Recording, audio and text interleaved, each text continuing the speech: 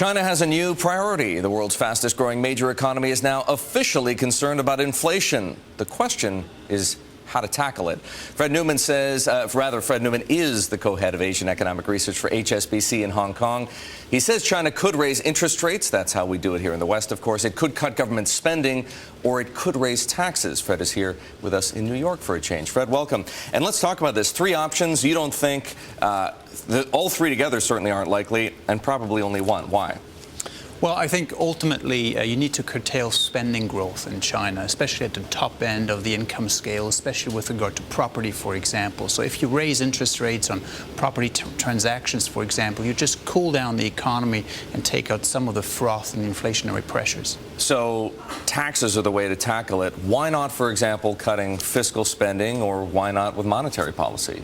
Fiscal spending is being tried now. We saw, for example, Wen Jiabao announce a lower budget deficit for the coming year. So they are moving into that direction.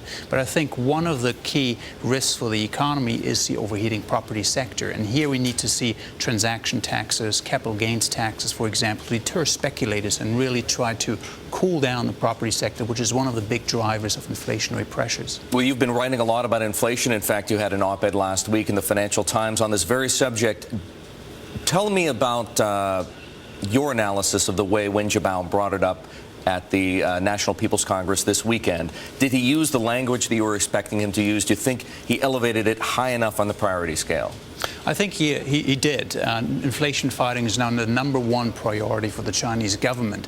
But one thing that's not really recognized outside of China is that it is a real income inequality challenge here. We have, within China and elsewhere in Asia, a lot of dissatisfaction on the ground, if you will. Prices are rising, food prices are rising, so the governments need to be seen to be doing something. And in China in particular, the government has said, we'll take the inflation fight as a #1 priority for this year. And so we have seen a number of measures, such as trying to cool down food prices, reducing the budget deficit, but I think taxes on property should also be considered.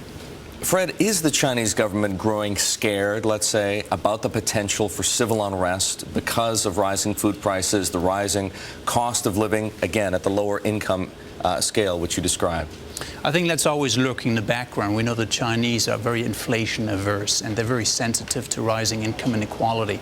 I wouldn't say that China is anywhere near in danger of seeing what we see in the Middle East, for example. It's really far, far away. This economy is growing very rapidly, strong income growth. But we have to be aware that income inequality is rising in all of Asia. The recovery has been very good to the rich, and the poor lagging behind because of rising prices. If the government isn't that scared, as you say, why do we see what we're seeing play out in China right now? Crackdown on mass protests, curtailment of foreign news organizations' ability to report what's going on in the country?